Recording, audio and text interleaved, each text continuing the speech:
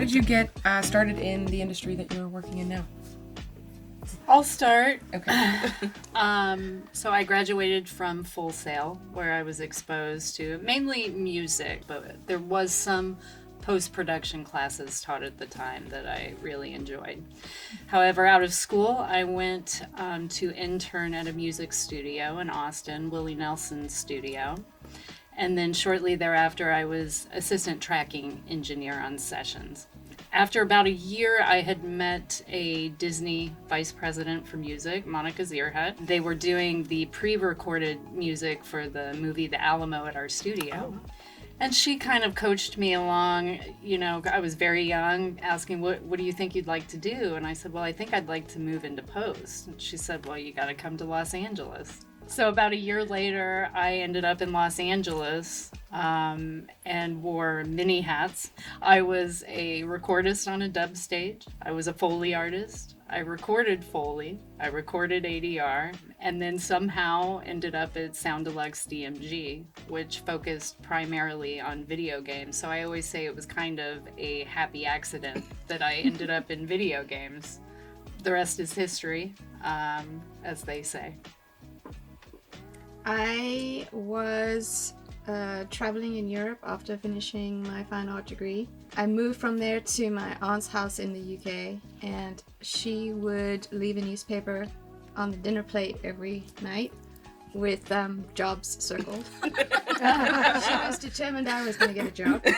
And I saw one of these jobs, which were not one of the ones that she had circled, but it was this very vague, come and join our group of artists and technicians building fantasy worlds and, you know, that sort of language. And I thought, oh, that's for me. So I ended up applying and going and visiting and getting an interview with Psygnosis in Liverpool. And Psygnosis was sort of one of the premier game studios. I had no idea it was games. Mm-hmm. I literally walked into the interview seeing a bunch of computers, seeing people making games, and thought, gosh, I'm gonna have to wing this one. I had no idea. And that was sort of the start of kind of the love affair I've had with games ever since. And I started as a lowly pixel artist, pushing pixels around with something called D-Paint back in '92, and slowly worked my way up from there. And at the time, 3D art was just starting to get started, both in film and in games. And I decided I needed to learn how to do that. This pixel art was not for me. And so I taught myself 3D art in the evenings. I coaxed a coworker to leave his machine on so that I could learn. And then I presented this really, really dumb dragon flying across some mountains to the art director a few weeks later, and basically made the assumption like I shouldn't be on this 2D stuff. I should be on 3D. Very forward of me.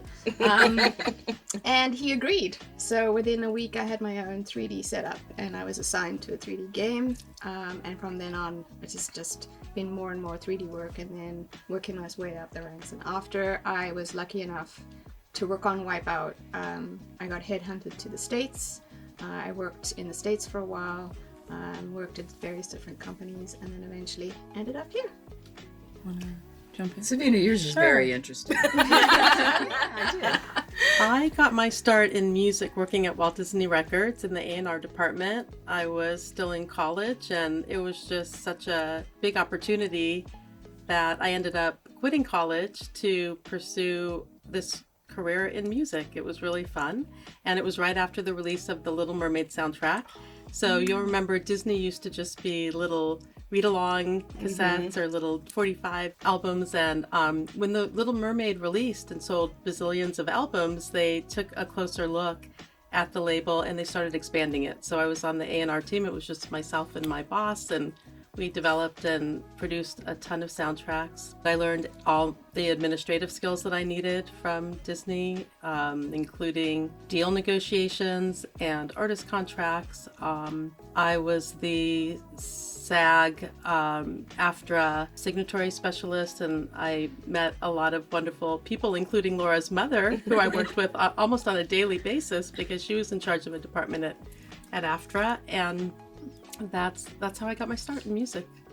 So let's see, I got my start similar to Savina, sort of rooted in music. I went to school for music production, had a minor in music. I really wanted to pursue that and had it in my head that it's either got to be New York or LA. As luck would have it, I just wound up in LA. I kind of just packed up my bags and came out without a solid plan,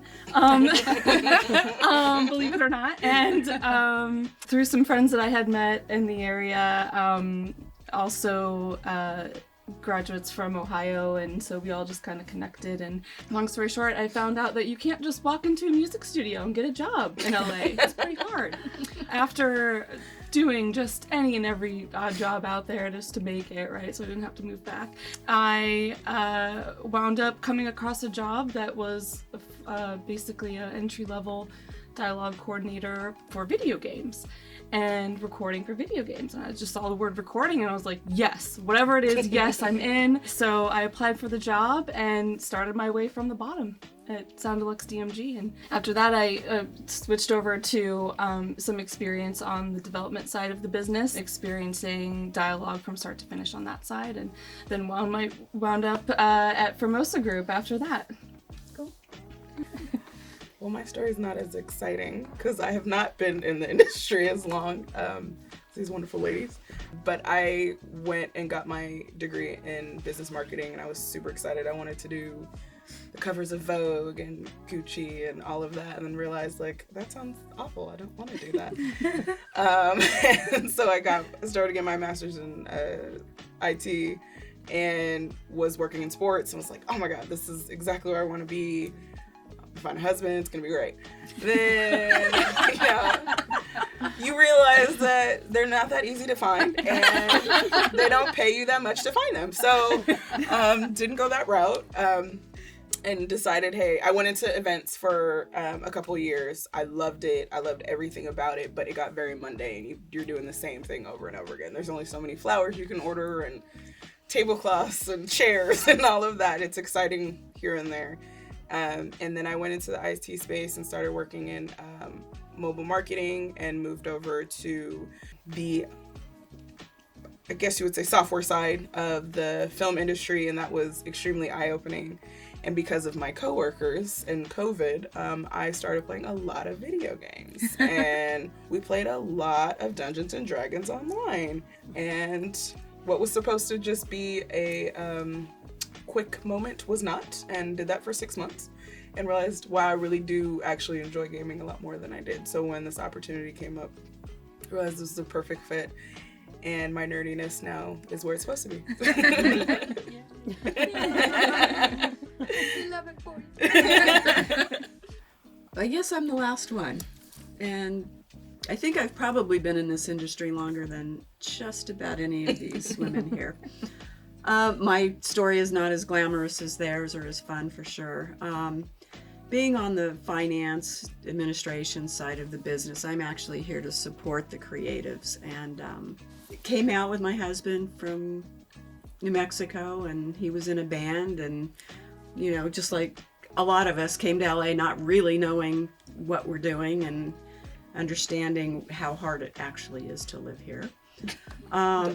But I had basically just applied for a job it was a video company, and they're like, well, we don't have a job for you, anything opening here, but we just purchased this little sound company in Hollywood. And I went, oh, that kind of sounds fun.